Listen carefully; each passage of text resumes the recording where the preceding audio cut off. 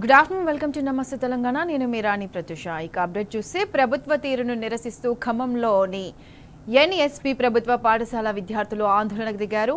PDSU ఆధ్వర్యంలో మధ్యాహ్న భోజనం నాసిరకంగా ఉంటుందని ఖాళీ ప్లేట్లతో విద్యార్థులు ర్యాలీ చేపట్టారు.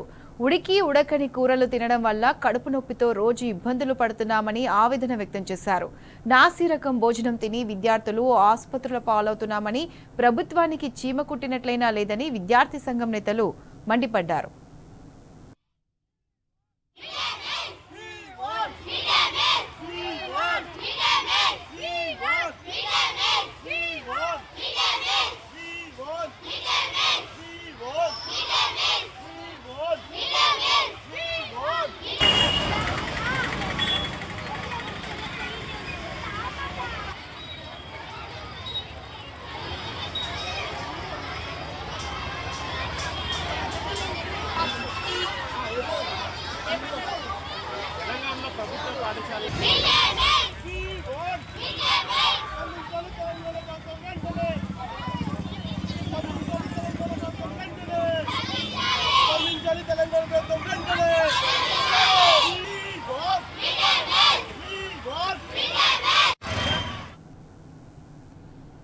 ఖమ్మంలో ఎన్ఎస్పి ప్రభుత్వ పాఠశాల విద్యార్థులు ఆందోళన చేపట్టారు. మధ్యాహ్న భోజనం నాసిరకంగా ఉంటుందని మండిపడుతున్నారు.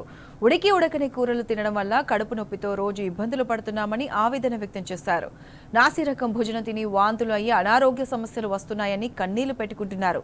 దీనిపై పూర్తి అప్డేట్స్ మా ప్రతినిధి సాంబా అందిస్తారు.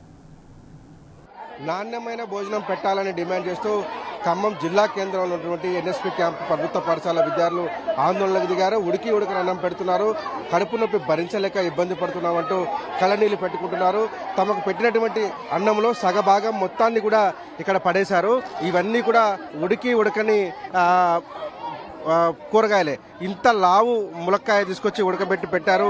ఇందులో వేసినటువంటి క్యాబేజీ కానీ, సొరకాయ కానీ, బీరకాయకు సంబంధించినటువంటి అవశేషాలను కూడా ఏమి కొయ్యకుండా కనీసం అవి ఉడికాయా లేదా అని నీళ్ల చారు ఉడకని అన్నం పెట్టి తీసుకొచ్చారు.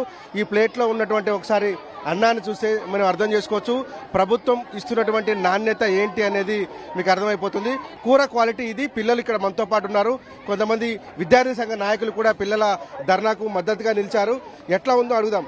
అరే నాన్న, ఎట్లా ఉంది భోజనం? తిన్నావా? ఏంద్రా బాబు? తిన్నా. ఎట్లా ఉంది? ఎందుకు? ఏమైతుంది నాన్న? చాలా ఉంది. ఏమి ఇబ్బంది అవుతుంది తింటే మీకు? వాంతిలు వస్తుంది. ఏంటి అసలు మీరు ఎందుకు ధర్నా చేస్తున్నారు? భోజనం బాగాలేదా లేకపోతే ఏమని ఇబ్బంది? ఫుడ్ బాగాలే. గుడ్లు ఉడికితే ఉడకట్లేవు, గుడ్లు ఉడకవు. ఆ కూరగాయలు కొయ్యరు, అంతే వేస్తారు. తినడం వల్ల వాంతింగ్స్, ఈరోజు అలాంటివి అవుతున్నాయి అన్న. ఇలాంటివి చూడన్న, వాంతులు అవుతున్నాయి అన్న. సార్లకు కానీ టీచర్లకు కానీ చెప్పినాం. ఎంవి సార్ చెప్తే మా సారు వాళ్ళకి చెప్పిండు. మా ఆయన మళ్ళీ ఇందే చేస్తారు. ఎన్ని రోజులు జరుగుతుంది ఇట్లా? ఒక సంవత్సరం నుంచి. పురుగుల వల్ల అసలు వాంతులు, అసలు అన్నం కొన్ని మంది వాడైతే అన్నం కూడా తినట్లేదు. వచ్చిన కాంచోడు మొత్తం కొన్ని సార్లు రాళ్ళు కూడా వస్తాయి. కొన్ని సార్లు రాళ్ళు కూడా వస్తాయి. కొన్ని సార్లు ఇంకా తాళ్ళు కూడా వస్తాయి. సారీ చెప్తే ఇంకోసారి జరగదే అన్నారు. గుడ్డు మంచిగా ఉండదు, గుడ్డు ఉడకదు, అన్నం బాగుండదు. అన్నం బియ్యమే ఉంటది. ఒకసారి పిల్లల ప్లేట్లో ఉన్నటువంటి భోజనం మనం చూడొచ్చు. ఇందులో వేసినటువంటి ఏ ఇంగ్రీడియంట్స్ కూడా, అంటే కూరగాయలు ఏవి కూడా ఉడకని పరిస్థితి ఉంది. ఈ భోజనాన్ని తినడం వల్ల తమ అనారోగ్యం పాలకు గురవుతున్నామని అంటున్నారు. వెంకటేష్, అసలు ఏంటి మీ దృష్టికి ఏమొచ్చింది? అసలు ఏం జరుగుతుంది ఖమ్మం జిల్లాలో? ఈరోజు ఖమ్మం జిల్లా కమిటీ ఆధ్వర్యంలో ప్రభుత్వ పాఠశాల అన్నింటినీ కూడా విజిట్ చేయడం జరిగింది. మేజర్గా విద్యార్థులు తినేటువంటి ఆహారం ఏదైతుందో అది మొత్తం కూడా కలుషితంగా, ఈ రోజు పెట్టినటువంటి కూర ఏదైతుందో అది సొరకాయ టమాటా కూర అంట, కానీ ఇది రసంగా ఉన్నది. ఈ కూర, ఈ అన్నము కలెక్టర్ గారు కానీ, కలెక్టర్ గారి పిల్లలు కానీ, ఎమ్మెల్యేలు కానీ, ఎమ్మెల్యే పిల్లలు కానీ తింటారా? మేము ప్రశ్నిస్తా ఉన్నాము. వాళ్ళ పిల్లలు ఏమో ప్రైవేట్ కార్పొరేట్ స్కూల్లో చదువుకొనిస్తారు. ఆర్థిక స్తోమత లేనటువంటి మా పేద విద్యార్థులు ప్రభుత్వ పాఠశాలలో చదువుతుంటే కనీసము నాణ్యమైన ఆహారం అందించలేని పరిస్థితిలో దౌర్భాగ్య పరిస్థితి ప్రభుత్వం ఉందంటే దీనికంటే ఇదేమీ లేదు. మేము అడుగుతున్నాం, అయ్యా రేవంత్ రెడ్డి గారు ఈరోజు విద్యాశాఖ మంత్రిని కేటాయించలేదు, మా సమస్యలు చెప్పుకుందామంటే పర్యవేక్షణ లేదు.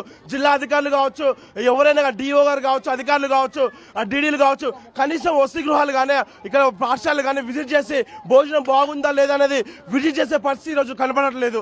అందుకే ఈరోజు పీడిఎస్ ఖమ్మం జిల్లా కమిటీ ఆధ్వర్యంలో విద్యార్థుల పక్షాన్ని నిలబడి విద్యార్థులు కలిసి తెలుసుకుంటే అన్న భోజనం బాగోట్లేదు, మేము తినలేకపోతున్నాం అని చెప్పేసి అంటే ఈరోజు మీడియా సమీక్షలో ధర్నా చేయడం జరుగుతూ ఉన్నది. ఈ ధర్నాన్ని ఇంతటితో ఆపం. మా విద్యార్థులకి నాణ్యమైన ఆహారం అందేంత వరకు కూడా పెద్ద ఎత్తున ఉద్యమం చేస్తాం. హైకోర్టు ప్రశ్నించినా కూడా స్పందించినటువంటి ప్రభుత్వం ఏదైనా ఉందంటే కాంగ్రెస్ ప్రభుత్వంగా చెప్పుకోవచ్చు. రేవంత్ రెడ్డి గారు ప్రభుత్వం గారు ప్రకటనలు చేస్తున్నారు, ఇది చేస్తున్నారు, అది చేస్తున్నారు, కానీ కనీసం విద్యార్థులు చనిపోయినా కూడా స్పందించకపోవడం అంటే పెద్ద ఇది. కావున తక్షణమే నారాయణపేటలో 40 మంది విద్యార్థులు అస్వస్థకు గురయ్యారు. శైలజ అనే విద్యార్థి ఈ ఆహారంతోనే కలుషితమయ్యి చనిపోయిన పరిస్థితి కనిపిస్తూ ఉంది. కాబట్టి ఇప్పటికైనా మా విద్యార్థుల పక్షాన్ని నిలబడకపోతే మేము పెద్ద ఎత్తున ఉద్యమాలు చేసి ధర్నాలు చేసి మిమ్మల్ని అడ్డుకుంటాము, ఎమ్మెల్యేలని రోడ్లకు రానియము. ఇదే విద్యార్థి తల్లిదండ్రులతో పెద్ద ఎత్తున ఉద్యమాలు చేసి మా విద్యార్థులకు మధ్యాహ్న భోజనం క్వాలిటీ వచ్చేంత వరకు కూడా ఉద్యమాలు చేస్తామని చెప్పేసి ఈ సందర్భంగా నేను ఈ ప్రభుత్వాన్ని హెచ్చరిస్తా ఉన్నాను. తిన్నవారా భోజనం ఎట్లుంది, అసలు ఏం జరుగుతుంది అన్న నిజం చెప్పు. ఒక్కోసారి అన్నం ఉడకదన్న, ఈ ములక్కాయ ముక్కలు ఉడకవు, నీరు అన్నంలో నీరు కారుతా ఉంటది, ఇంత రాళ్ళు వస్తాయి, నీళ్ళు తినబుద్ధి కాదన్న. బుద్ధి ఒక్కోసారి పురుగులు కూడా వస్తాయి అన్న. చెప్పారన్న వాళ్ళకు వంట చేసేలా కూడా చెప్పారన్న, అంతే చేస్తున్నారన్న. కడుపు నొప్పి కూడా వస్తుంది ఒక్కోసారి. పేరెంట్స్ సార్లు చెప్తే సార్లు వాళ్ళు చెప్పినా కూడా అంతే చేస్తున్నారు. అందరి దృష్టికి తీసుకెళ్లాం, ఎవరికి చెప్పినా గానీ ఇదే రకమైనటువంటి భోజనం పెడుతున్నారని విద్యార్థులు వాపోతా ఉన్నారు, కన్నీటి పర్యంతం అవుతున్నారు, కడుపులో నొప్పి వస్తుంది. ఎన్నిసార్లు చెప్పినా గానీ ఎవరైతే కాంట్రాక్టర్ ఉన్నారో వారు మారటం లేదు. మా సార్లు చెప్తున్నారు, మా తల్లిదండ్రులకు కూడా చెప్పినా గానీ వాళ్ళు కూడా ఎన్నిసార్లు కంప్లైంట్ చేసినా పరిస్థితుల్లో మార్పు రావట్లేదు అని చెప్పి పిల్లలు చెప్తున్నారు. కడుపు నొప్పి లేస్తుందని చెప్తున్నారు, పెద్ద పెద్ద రాళ్ళు వస్తాయి, బొద్దింకలు వస్తున్నాయి, ఉడకని కూరగాయలు పెడుతున్నారు. ఇది సాంబారా నీళ్ళచారా అన్నటువంటి పరిస్థితులు వచ్చాయి. కాబట్టి ఇవాళ తప్పనిసరి పరిస్థితుల్లో ఆందోళనకు దిగామని చెప్పి పిల్లలంతా వాపోతున్నారు. ఖచ్చితంగా నాణ్యమైన భోజనం పెట్టాలి. మాకు పెట్టే భోజనం ఎమ్మెల్యే పిల్లలు తింటారా లేకపోతే కలెక్టర్ పిల్లలు తింటారా, ఈ స్థాయిలో మమ్మల్ని ఎందుకు ఇబ్బంది గురి చేస్తున్నారంటూ విద్యార్థులు ఆందోళన చేస్తున్నారు. కలెక్టర్ తక్షణం ఇక్కడికి వచ్చి ఈ భోజనం యొక్క నాణ్యతను పరీక్షించాలని కూడా విద్యార్థులు డిమాండ్ చేస్తున్నారు. Over to studio. బీజేపీకి కౌంటర్ ఇచ్చారు BRS working president KTR. Congress నేతలతో కలిసిపోయి మరీ కమలం నేతలు కలిసికట్టిగా పనిచేస్తున్నారని చురకలంటించారు. చోటేభాయ్కు వ్యూహకర్తగా కాంగ్రెస్ కటర్ కార్యకర్తలుగా విశ్రమించకుండా పనిచేస్తున్నారని చెప్పారు. చీకటి రాజకీయ ప్రయోజనాల కోసం చేయి కలుపుతూ చోటేభాయ్ కోసం కలిసి పనిచేస్తున్నారని అన్నారు. ఎన్ని అరాచకాలు జరిగినా ఒక్కరూ నోరు మెదపరు, రేవంత్ మీద ఈగ వాలకుండా కాపాడుకుంటారని దుయ్యబట్టారు. హైడ్రా మంచిదంటారు, మూసి కావాలంటారు, ఏమన్నా అంటే నిద్ర నటిస్తారని చెప్పారు. పిల్లలు చనిపోయినా, రైతు గుండె పగిలినా, గిరిజనులు చెరబట్టినా చప్పట్లు కొడతారని మండిపడ్డారు. తెలంగాణలో వారి చేతిలోనే కమలం జాగ్రత్తగా భద్రంగా ఉందని కేటీఆర్ ట్వీట్ చేశారు.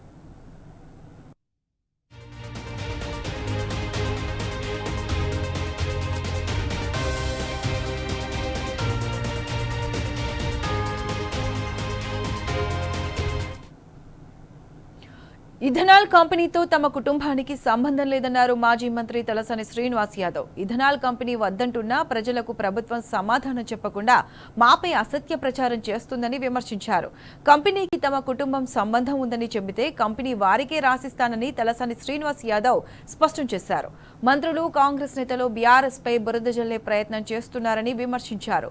దిలావర్పూర్ గ్రామ ప్రజలకు ప్రభుత్వం సమాధానం చెప్పాలని తలసాని శ్రీనివాస్ యాదవ్ డిమాండ్ చేశారు. గ్రామం ఆ ఇష్యూలో పిసిసి ప్రెసిడెంట్ గారు, మంత్రి గారు, ఒక ఎంపీ గారు మా కొడుకు డైరెక్టర్ ఉండని, మాకేదో సంబంధం ఉందని, వాళ్ళు ముగ్గురు కూడా బాధ్యత గల వ్యక్తులు. ఎలిగేషన్ చేసేటప్పుడు కొంత బాధ్యతగా చేస్తే మంచిగా ఉంటుంది. రైతులు పెద్ద ఎత్తున గడిచిన 2 రోజుల నుంచి ధర్నా చేస్తారు, రోడ్ల మీదకి వచ్చిండ్రు, అధికారులను దిగ్బంధం చేసిండ్రు. ఇవన్నీ మనం టీవీలో, పేపర్లో చూసినటువంటి అంశాలు. ఆ ప్రాబ్లం ఏంది సాల్వ్ చేయాలంటే గవర్నమెంట్ ఏమి ఇనిషియేటివ్ తీసుకుంటుందో తీసుకోవాలి. అది పక్కన పెట్టి నా మీద ఏదో ఎలిగేషన్ చేసి ఆ కంపెనీకి మా కొడుకు కానీ మాకు కానీ ఎటువంటి సంబంధం లేదు. రెండోది, మీరు ప్రూవ్ చేస్తే మీకే రాసిస్తాం. ఒకటి, 2016 అంటే 8 సంవత్సరాల క్రితం రాజమండ్రి ప్రాంతంలో పిఎంకే డిస్టిలేషన్స్ కంపెనీ అని ప్రారంభించి ఒక గ్రూప్ ఒక 8-9 మంది వాళ్ళు ఒక కంపెనీ పెట్టాలనేటువంటి సంకల్పంతో అక్కడ స్టార్ట్ చేశారు. అప్పుడే వాళ్ళు డైరెక్టర్స్ ఎవరు ఉండాలి అవన్నీ డిసైడ్ చేశారు. అది 2016 8 సంవత్సరాల క్రితం. అది కూడా సెప్టెంబర్. ఆ తర్వాత అప్పుడు తెలుగుదేశం ప్రభుత్వం ఉండే అక్కడ ఆంధ్రప్రదేశ్. అది వర్కౌట్ కాలే. ఆ తర్వాత 3 నెలలే అంటే 2016 డిసెంబర్లో అందరు రాజీనామా చేశారు. మీరు గూగుల్లో చెక్ చేస్తే క్లియర్గా తెలుస్తుంది. ఈ దాపరికం దాచిపెట్టేది ఏమీ లేదు. అది అక్కడికి క్లోజ్ అయిపోయింది. 2016లో క్లోజ్ అయిపోయింది. ఆ పేపర్ తీసుకొని ఆ పేపర్ ఎన్నో పట్టుకొని ఇది చూపిస్తారు మీకు. నేనన్నా బాధ్యత గల ప్రభుత్వం జరుగుతున్న పరిణామాలు ఏంది, రైతాంగం అక్కడ ధర్నా ఎందుకు చేస్తుండ్రు, అక్కడ కంపెనీ రావద్దని వాళ్ళు రోడ్ల మీదకి ఎందుకు వచ్చిండ్రో అది పరిష్కారం చేస్తే బాగుంటుంది. కానీ ఏదో టీఆర్ఎస్ పార్టీనే టార్గెట్ చేయాలి, మమ్మల్నే టార్గెట్ చేయాలి అనే సంకల్పం నిన్న మాట్లాడడం అది మంచి పద్ధతి కాదు. మీరు మాట్లాడేటప్పుడు అన్ని విషయాలు తెలుసుకోవాలి. ఫస్ట్ ఎలిగేషన్ చేసేటప్పుడు మీరు అన్ని విషయాలు తెలుసుకొని మీరు విమర్శ చేస్తే బాగుంటుంది. ఏది తెలియకుండా ministry of environments and forest government of India permissions ఇచ్చేది గవర్నమెంట్ ఆఫ్ ఇండియా. అది కూడా తెలియకుండా రాష్ట్ర ప్రభుత్వం ఏదో చేసిందని చెప్పి నేనేదో దాంట్లో క్యాబినెట్లో ఉన్నా అని చెప్పి గట్లా మాట్లాడుతున్నారు. ఇది మంచి పద్ధతి కాదు. మీరు అందుకే ప్రజలలో అబాస్ పాలవుతున్నారు. ప్రతి దాంట్లో కూడా మీరు అనవసరంగా పనికిరాని విషయాలు మాట్లాడి తెలియని విషయాలు మాట్లాడి అబాస్ పాలు కావద్దు అని చెప్పి నేను ఈ సందర్భంగా తెలియజేస్తున్నా. మీరు విమర్శ చేసేటప్పుడు కొంత జాగ్రత్తగా చేయండి, తెలుసుకొని చేయండి. చేయొద్దని నేను చెప్పను, కానీ తెలుసుకొని చేస్తే మేలు కదా. ప్రజల్ని మీరు కన్ఫ్యూజన్లో క్రియేట్ చేస్తారు. ఇష్యూ ఒకటి, ఆ ఇష్యూని సాల్వ్ ఎట్లా చేయాలి అది వదిలిపెట్టి డైవర్ట్ చేయడానికి ఇది ఒక పనికిరాని ఎలిగేషన్స్ పెట్టి అది తప్పు కదా. కానీ నేనేమంటా అంటే బాధ్యత గల వ్యక్తులు కాబట్టి ఇప్పటికైనా కానీ మాట్లాడేటప్పుడు ఆచితూచి అన్ని ఇన్ఫర్మేషన్ తీసుకొని మాట్లాడండి అని చెప్తున్నా. మహాత్మా జ్యోతిబా పూలే వర్ధంతి సందర్భంగా తెలంగాణ భవన్లో బీఆర్ఎస్ నాయకులు నివాళులర్పించారు.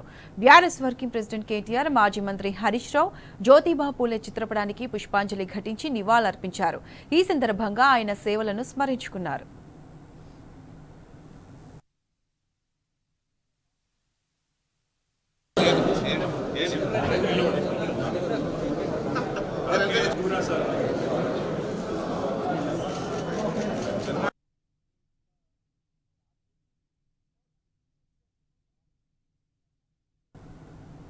మహాత్మా జ్యోతిబా పూలే వర్ధంతి సందర్భంగా తెలంగాణ భవన్లో బీఆర్ఎస్ నాయకులు నివాళులర్పించారు. మాజీ మంత్రులు తలసాని శ్రీనివాస్ యాదవ్, శ్రీనివాస్ గౌడ్, పద్మారావు, మహమూద్ అలీ, పొన్నాల లక్ష్మయ్య, ఎమ్మెల్సీ మధుసూదనాచారి తదితరులు పాల్గొన్నారు. అణగారిన వర్గాల అభ్యున్నతి కోసం పూలే ఆనాడే రిజర్వేషన్లు అమలు చేయించాడని శ్రీనివాస్ గౌడ్ అన్నారు. తమ హయాంలో అట్టడుగు వర్గాల వారిని అన్ని విధాలుగా ఆదుకున్నామని ఆయన అన్నారు. ఈరోజు మహాత్మా జ్యోతిబా పూలే గారి వర్ధంతి. మహాత్మా జ్యోతిబా పూలే గారి వర్ధంతి సందర్భంగా బీఆర్ఎస్ భవన్లో వారికి ఘనమైనటువంటి నివాళులు అర్పిస్తూ వందల సంవత్సరాల క్రితం పీడిత వర్గాలకు ఒక రిజర్వేషన్ ఉంటేనే ఈ జాతులు బాగుపడతాయి, అట్టడుగు వర్గాల వాళ్లకు రిజర్వేషన్ కల్పించాలనే నెపంతో ఆ మహానుభావుడు ఆ రోజు ఒక్కడు ఆలోచించి మరి ఆనాడు సాహు మహారాజ్ రాజ్యంలో రిజర్వేషన్ ప్రారంభించి మరి ఈరోజు మా ప్రభుత్వంలో అట్టడుగు వర్గాల వాళ్ళకు కూడా మరి చట్టసభలో రిజర్వేషన్ కావాలని చెప్పి తీర్మానం చేసి పార్లమెంట్ పంపడం జరిగింది. మహాత్మా జ్యోతిబా పేరు మీద స్కాలర్షిప్ కూడా ఇవ్వడం జరిగింది. మరి వారి ఆలోచన విధానానికి అనుగుణంగా చదువుకోవాలని చెప్పి గురుకులాలు కూడా ఏర్పాటు చేయడం జరిగింది. ప్రతి మండలానికి ఒక గురుకులం ఏర్పాటు చేయాలి, చదువుకోవాలి, ఆర్థికంగా బలపడాలని చెప్పి మరి మహాత్మా జ్యోతిబా పూలే ఆశయాలకు అనుగుణంగానే ఈ 10 సంవత్సరాలు మేము ఆలోచించి ఈ 10 సంవత్సరాల కాలంలో ఎన్నో మార్పులు కూడా గౌరవ ముఖ్యమంత్రి కేసీఆర్ గారి హయాంలో బడుగు బలహీన వర్గాల వాళ్లకు ఆర్థికంగా ఎదగడానికి ఎన్నో రకాలుగా సహాయపడడం జరిగింది. ఈరోజు కొత్తగా ఏర్పడిన ప్రభుత్వం ఈ వర్గాలకు ఇంకా ఎన్నో చేస్తామని చెప్పినందుకు వాళ్ళ అధికారంలో తీసుకొచ్చారు. కానీ ఇప్పటి వరకు కూడా గ్యారంటీలు అమలు కాలేదు. మరి మహాత్మా జ్యోతిబా పూలే హాస్టల్లో కానీ స్కాలర్షిప్స్ కానీ ఏ రకంగా మీరు చూస్తూ ఉన్నారు. హైడ్రా బుల్డోజర్లు రాష్ట్ర వ్యాప్తంగా పరుగులు తీయనున్నాయి. పేద మధ్యతరగతి ప్రజలపై ప్రభుత్వం మరో పిడుగు వేయనుంది. ఇకపై జిల్లాలోనూ మిషన్ కూల్చివేతలు ఉండబోతున్నాయి. తొలుత మున్సిపాలిటీలో ఏర్పాటు, ఆ తర్వాత అర్బన్ డెవలప్మెంట్ అథారిటీలకు విస్తరించేందుకు సర్కార్ కసరత్తు చేస్తుంది. ఇప్పటికే పలు జిల్లాల్లో కూల్చివేతలు కొనసాగుతున్నాయి.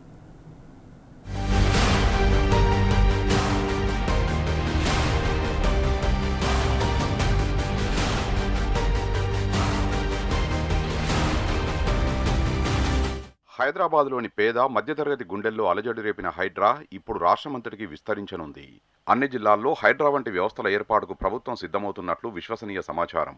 ఈ మేరకు సెప్టెంబర్ 3న సీఎం రేవంత్ రెడ్డి మహబూబాబాద్ పర్యటనలో సూచించారు.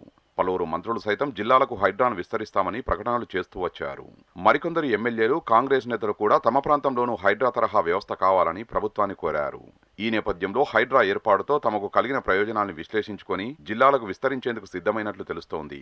ముందుగా మున్సిపాలిటీలు, కార్పొరేషన్లలో ఏర్పాటు చేస్తారని, ఆ తర్వాత వాటిని క్రమంగా అర్బన్ డెవలప్మెంట్ అథారిటీలకు విస్తరిస్తారని సమాచారం. గతంలో యూడీఏల పరిధి కార్పొరేషన్ల చుట్టూ కొన్ని కిలోమీటర్లు మాత్రమే ఉండగా ఇటీవల వాటి పరిధిని కూడా విస్తరించడం గమనార్హం.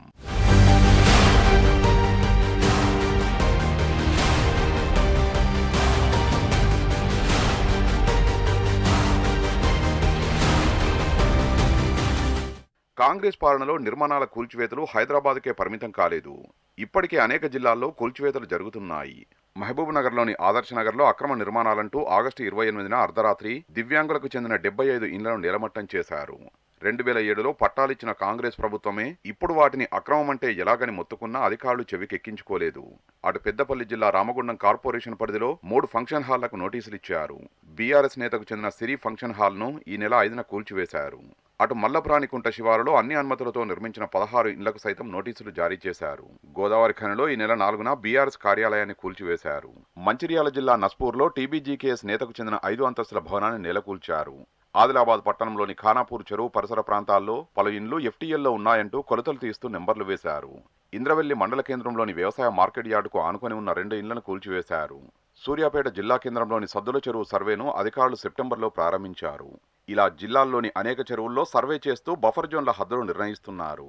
ముఖ్యంగా బీఆర్ఎస్ శ్రేణుల ఇండ్లే లక్ష్యంగా కొన్ని చోట్ల ఈ కూల్చివేతలు జరిగినట్టు స్పష్టమవుతున్నది.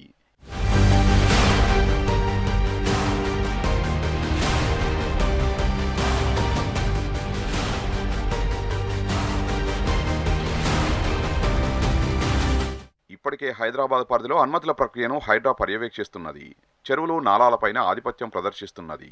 భవిష్యత్తులో హైడ్రా నుంచి ఎన్ఓసీ తీసుకుంటేనే నిర్మాణాలకు అనుమతి ఇస్తారనే ప్రచారం జరుగుతున్నది. ఇది జీహెచ్ఎంసీ, హెచ్ఎండిఏ అధికారాలను గుంజుకోవడమేనని, టౌన్ ప్లానింగ్ విభాగాన్ని నిర్వీర్యం చేయడమేనని నిపుణులు చెబుతున్నారు. ఇప్పుడు హైడ్రాను రాష్ట్ర వ్యాప్తంగా విస్తరించడం వలన పట్టణ, గ్రామీణ స్థానిక సంస్థల అధికారాలన్నీ గుంజుకొని వాటిని నిర్వీర్యం చేసేలా ఎత్తుగడ వేస్తున్నారంటూ విశ్లేషిస్తున్నారు.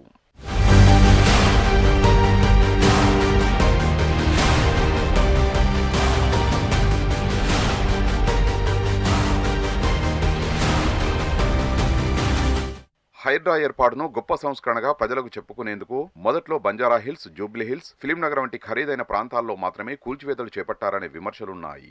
ఆగస్టు 24న హీరో నాగార్జునకు చెందిన ఎన్ కన్వెన్షన్ కూల్చివేయడంతో హైడ్రాకు విపరీతమైన ప్రచారం జరిగింది.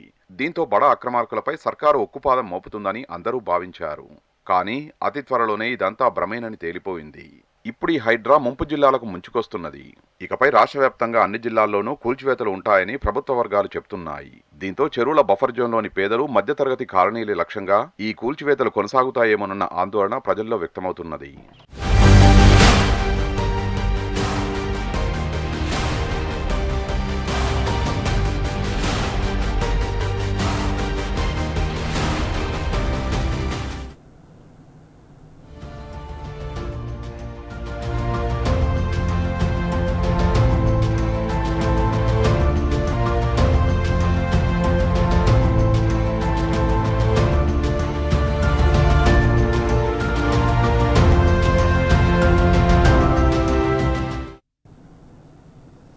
రాష్ట్రంలో వరుసగా జరుగుతున్న ఫుడ్ పాయిజన్ ఘటనలపై హైకోర్టు తీవ్ర ఆగ్రహం వ్యక్తం చేసింది.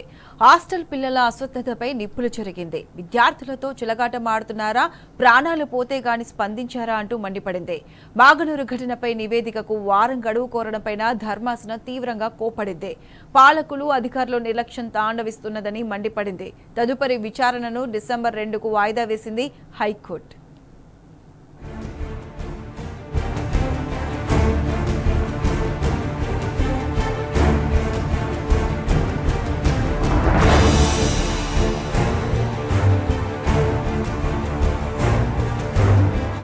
రాష్ట్రంలో వరుసగా ఫుడ్ పాయిజనల్ ఘటనలు జరుగుతున్నా రాష్ట్ర ప్రభుత్వం నిమ్మకు నీరెత్తినట్టుగా ఉండడంపై హైకోర్టు తీవ్ర ఆగ్రహం వ్యక్తం చేసింది.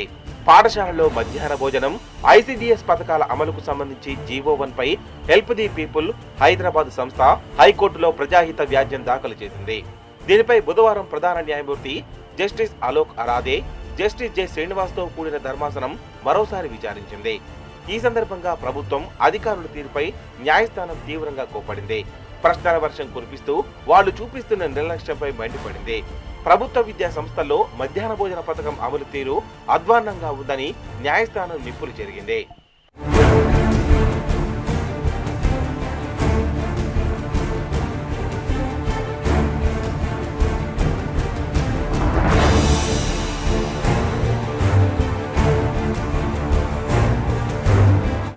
ప్రభుత్వం పెట్టే ఆహారం తిన్న అమాయక విద్యార్థులు తీవ్ర అస్వస్థతకు గురవుతుంటే పాలకులు, అధికారుల్లో కదలిక లేదని హైకోర్టు తీవ్ర ఆగ్రహం వ్యక్తం చేసింది. స్కూళ్లలో పెట్టే ఆహారం తిన్న అమాయక విద్యార్థులు తీవ్ర అస్వస్థతకు గురై దవాఖానాల పాలవుతుంటే కదలిక ఎందుకు రావడం లేదు? విద్యార్థుల ప్రాణాలు పోతే గాని ప్రభుత్వంలో కదలిక రాదా అని నిగ్గదీసింది. పాఠశాలల్లో పిల్లలకు పెట్టే ఆహార నాణ్యత బాగుంటే వాళ్ళెందుకు అనారోగ్యానికి గురవుతారు? పిల్లలు ఆహారం తిన్నాక దవాఖానాల పాలు కావడం ఒకసారి కాదు, 2 సార్లు కాదు, ఏకంగా 3 సార్లు జరిగిందంటే ఏమనుకోవాలి? వారంలో 3 సార్లు భోజనం వికటిస్తుందా? దీన్ని బట్టే ప్రభుత్వం పట్టించుకోవడం లేదని అర్థమవుతుంది కదా. అధికారులు నిద్రపోతున్నారా? పాలకులు, అధికారుల పిల్లలకు ఇలానే జరిగితే ఊరుకుంటారా? ఇదేనా పేద పిల్లలు చదువుకోవాలనే ఆశల్ని చిగురింపజేసే విధానమంటూ హైకోర్టు ప్రశ్నలు గుప్పించింది. తనిఖీ అధికారులు ఏం చేస్తున్నారు? మధ్యాహ్న భోజన కమిటీలు ఏం చేస్తున్నాయంటూ ప్రశ్నల వర్షం కురిపించింది. ఇంత జరిగినా ప్రభుత్వం మన్ను తిన్న పాములా మిన్నకుంటుందా? తమకే కనుక ఈ వ్యవహారాన్ని అప్పగిస్తే తక్షణమే డీఈఓను సస్పెండ్ చేస్తామని హైకోర్టు ఘాటుగా స్పందించింది. దీన్ని బట్టే పాలకులు, అధికారులు మానవత్వం లేకుండా వ్యవహరిస్తున్నట్లు అనిపిస్తుందని ధర్మాసనం ఆగ్రహం వ్యక్తం చేసింది.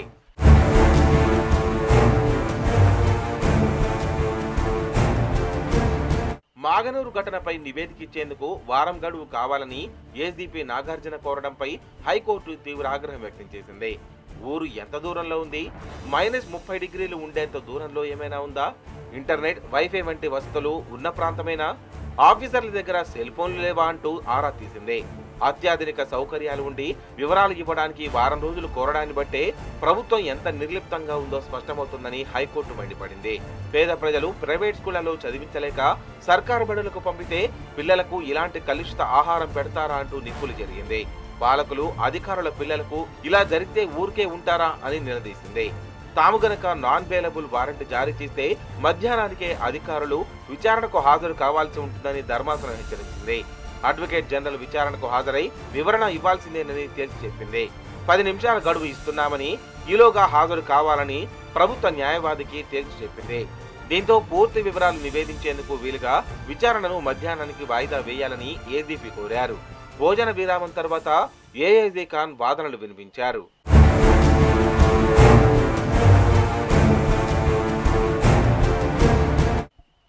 తొలుత పిటిషనర్ తరపు న్యాయవాది చిక్కుడు ప్రభాకర్ హైకోర్టు వాదన విన్నారు. రాష్ట్రంలో వరుసగా జరుగుతున్న ఫుడ్ పాయిజనల్ ఘటనల్ని, విద్యార్థుల ఆసుపత్రులు పాలవుతున్న పరిస్థితులని తెలియజేశారు. ముఖ్యంగా మధ్యాహ్న భోజన పథకం అమలు తీరు ఘోరంగా ఉందని చెప్పారు. ఒక్క మాగనూరు పాఠశాలలోనే ఈ నెల 21, 24, 26న 3 సార్లు విద్యార్థులు కలుషిత ఆహారం తిని దవాఖానా పాలయ్యారని వివరించారు.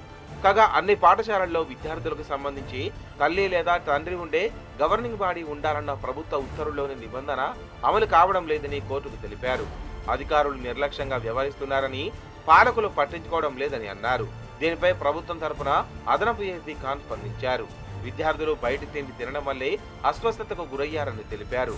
జరిగిన 3 ఫుడ్ పాయిజన్ ఘటనలపై పూర్తి వివరాలు, బాధ్యులపై తీసుకున్న చర్యలపై సమగ్రంగా అఫిడవిట్ దాఖలు చేస్తామని గడువు కోరారు. దీంతో తదుపరి విచారణ డిసెంబర్ 2కు వాయిదా పడింది.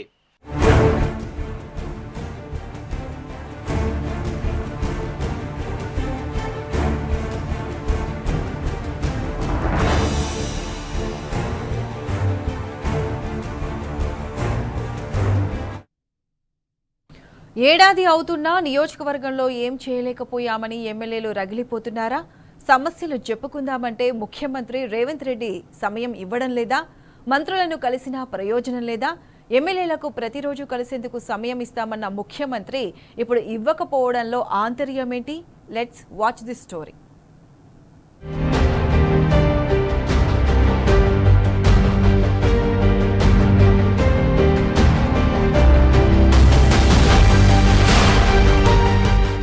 ఎన్నికల్లో గెలిచి ఏడాది పూర్తవుతున్నా నియోజకవర్గంలో ఇచ్చిన హామీలు అమలు చేయలేకపోతున్నామని కాంగ్రెస్ ఎమ్మెల్యేలు ఆందోళన చెందుతున్నారు.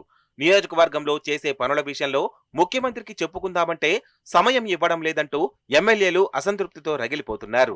సిఎల్పి సమావేశంలో ఎమ్మెల్యేలకు ప్రతిరోజు 1 గంట సమయం కేటాయిస్తామని రేవంత్ హామీ ఇచ్చినా అది ఇప్పటి వరకు కార్యరూపం దాల్చడం లేదని ఎమ్మెల్యేలు గుర్రుగా ఉన్నారు. నియోజకవర్గంలో ప్రజలకు ఇచ్చిన హామీలు అమలు చేయకపోవడం పట్ల తమని జనం నిలదీస్తున్నారని, ఇక్కడేమో సీఎం సమయం ఇవ్వకపోవడంతో ఎవరికి చెప్పుకోవాలో తెలియక ఆందోళన చెందుతున్నారు ఎమ్మెల్యేలు.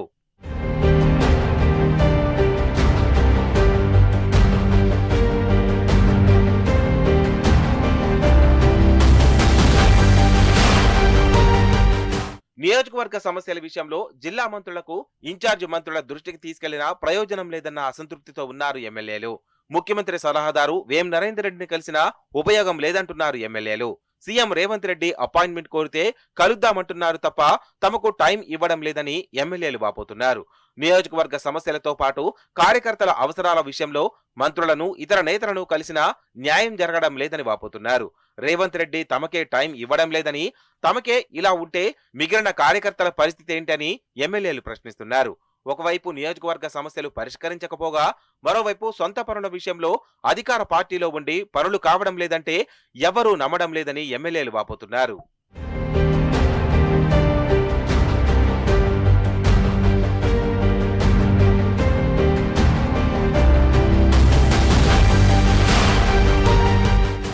రేవంత్ రెడ్డి ఎమ్మెల్యేలకు, ఇతర ప్రజాప్రతినిధులకు ప్రత్యేకంగా టైం కేటాయించకపోవడానికి మరొక కారణం ఉందంటున్నారు హస్తం నేతలు. ఇందులో ప్రధానంగా కాంగ్రెస్ ప్రజాప్రతినిధులు ప్రజల సమస్యల కంటే ఎక్కువగా వ్యక్తిగత పనుల విషయంలో సీఎంపై ఒత్తిడి తేవడం వల్లే అపాయింట్మెంట్ ఇవ్వడం లేదన్న చర్చ కూడా ఉంది. అందులో ప్రధానంగా హెచ్ఎండిఏ పైరవేలు, కాంట్రాక్టు బిల్లులు ఉంటున్నాయట. దీంతో చేసేది లేక ఎమ్మెల్యేలకు, ఇతర ప్రజాప్రతినిధులకు వ్యక్తిగతంగా టైం ఇవ్వడం లేదట. పర్సనల్ గా మాట్లాడేది ఉంది, సమయం ఇవ్వండని కోరితే లంచ్లో కలుద్దామంటూ దాటవేస్తున్నారట. పనులు కాకపోవడంతో వలస వచ్చిన ఎమ్మెల్యేలు కూడా అసంతృప్తితో రగిలిపోతున్నారు. ఎమ్మెల్యేలు, ఎమ్మెల్సీలు, ఇతర ప్రజాప్రతినిధులకు సమయం ఇస్తానని సిఎల్పి సమావేశంలో హామీ ఇచ్చిన రేవంత్ రెడ్డి ఆపై వెనక్కి తగ్గడంతో వారంతా అసంతృప్తితో రగిలిపోతున్నారట.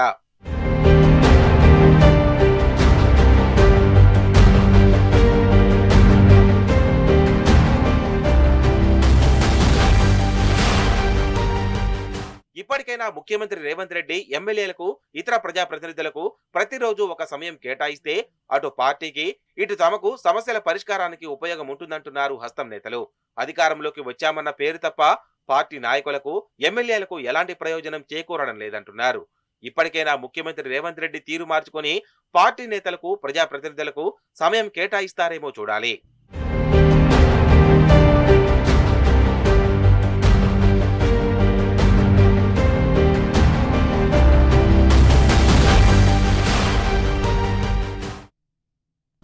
జార్ఖండ్ 14వ సీఎంగా ఇవాళ ప్రమాణ స్వీకారం చేయనున్నారు జేఎంఎం చీఫ్ హేమంత్ సోరెన్. రాంచీలోని మొరబాది మైదానంలో సాయంత్రం 4 గంటలకు ప్రమాణ స్వీకారోత్సవం జరగనుంది. ఇదే వేదికగా ఆయన చేత గవర్నర్ సంతోష్ కుమార్ గంగ్వార్ ప్రమాణం చేయించనున్నారు. ఈ కార్యక్రమానికి కాంగ్రెస్ అధ్యక్షుడు ఖర్గే, రాహుల్ గాంధీ, శరద్ పవార్, మమతా బెనర్జీ సహా పలువురు నేతలు హాజరు కానున్నారు. కాగా ఈ ఎన్నికల్లో జేఎంఎం కూటమి 81 స్థానాలకు గాను 56 సీట్లు, ఎన్డీఏ కూటమికి 24 స్థానాలు వచ్చాయి. హేమంత్ సోరెన్ నాలుగోసారి జార్ఖండ్ ముఖ్యమంత్రిగా ప్రమాణం చేయనున్నారు. మొదటిసారి 2013 జూలై నుంచి 2014 డిసెంబర్ వరకు సీఎంగా పనిచేశారు. రెండోసారి 2019 డిసెంబర్లో బాధ్యతలు చేపట్టారు. అదే సమయంలో మనీ లాండరింగ్ ఆరోపణలపై ఆయన్ను ఈడీ అరెస్ట్ చేయడంతో 2024 జనవరిలో రాజీనామా చేశారు. జైలు నుంచి బెయిల్పై బయటికి వచ్చి తిరిగి 2024 జూన్లో సీఎంగా మూడోసారి బాధ్యతలు చేపట్టారు. ప్రస్తుతం అపధర్మ సీఎంగా ఉన్న హేమంత్ సోరెన్ సాయంత్రం మరోసారి ప్రమాణ స్వీకారం చేయనున్నారు.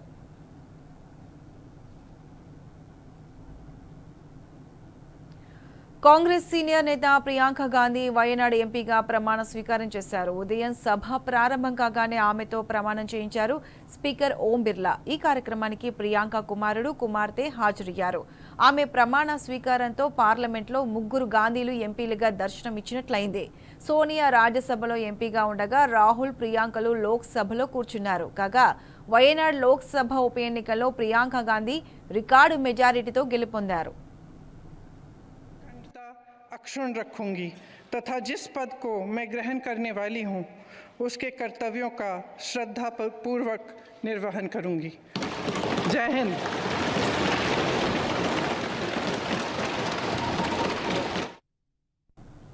అదానీ వ్యవహారం వరుసగా మూడో రోజు పార్లమెంట్ను కుదిపేసింది. అమెరికాలో అదానీ కేసులపై సభల్లో చర్చకు పట్టుబట్టారు ప్రతిపక్ష సభ్యులు. దీనిపై జేపీసీ వేయాలని డిమాండ్ చేశారు. లోక్సభ ప్రారంభం కాగానే కొత్త ఎంపీల ప్రమాణ స్వీకారం అనంతరం ప్రశ్నోత్తరాలను ప్రారంభించారు స్పీకర్ ఓం బిర్లా. అయితే విపక్షాల ఎంపీలు అదానీ అంశంపై చర్చించాలని పెద్ద ఎత్తున నినాదాలు చేయడంతో సభను 12 గంటలకు వాయిదా వేశారు. సభ తిరిగి ప్రారంభమయ్యాక కూడా నినాదాలు కొనసాగడంతో శుక్రవారానికి వాయిదా వేశారు. రాజ్యసభలోనూ ఇదే పరిస్థితి నెలకొనడంతో సభను రేపటికి వాయిదా వేశారు చైర్మన్ జగదీప్ ధన్కర్. మహారాష్ట్ర ముఖ్యమంత్రి పీఠంపై స్పష్టత వచ్చింది. బీజేపీ నేత దేవేంద్ర ఫడ్నవీస్ సీఎం కావడం దాదాపు ఖాయమైంది. షిండే, అజిత్ పవార్ల పేర్లను ఉప ముఖ్యమంత్రులుగా ఖరారు చేసింది బీజేపీ అధిష్టానం. ఇదే విషయాన్ని ఇవాళ అధికారికంగా ప్రకటించనుంది. దీంతో రెండోసారి సీఎం కావాలనుకున్న షిండే వెనక్కి తగ్గారు. సీఎం పదవిపై బీజేపీ తీసుకునే నిర్ణయానికి తాను పూర్తిగా సహకరిస్తానని తెలిపారు. తన దృష్టిలో సీఎం అంటే చీఫ్ మినిస్టర్ కాదని కామన్ మ్యాన్ అని షిండే వ్యాఖ్యానించారు. తద్వారా సీఎం నుంచి రేస్ నుంచి తప్పుకున్నట్లు స్పష్టమైన సంకేతాలు ఇచ్చారు. ఇక మోడీ నిర్ణయానికి షిండే, అజిత్ పవార్లు అంగీకారం తెలపడంతో ఫడ్నవీస్ పట్టాభిషేకానికి అవరోధాలు తొలగిపోయాయి. నేడు ఢిల్లీలో బీజేపీ అగ్రనేత అమిత్ షాతో ఈ ముగ్గురు నేతలు భేటీ కానున్నారు. కేబినెట్ కూర్పుపై తుది నిర్ణయాలు తీసుకోనున్నారు. భేటీ అనంతరం దీనిపై అధికారిక ప్రకటన వెలువడే అవకాశాలు కనిపిస్తున్నాయి. ఇదే జరిగితే నవంబర్ 30 లేదా డిసెంబర్ 1న ముఖ్యమంత్రి ప్రమాణ స్వీకార కార్యక్రమం ఉండొచ్చని సమాచారం.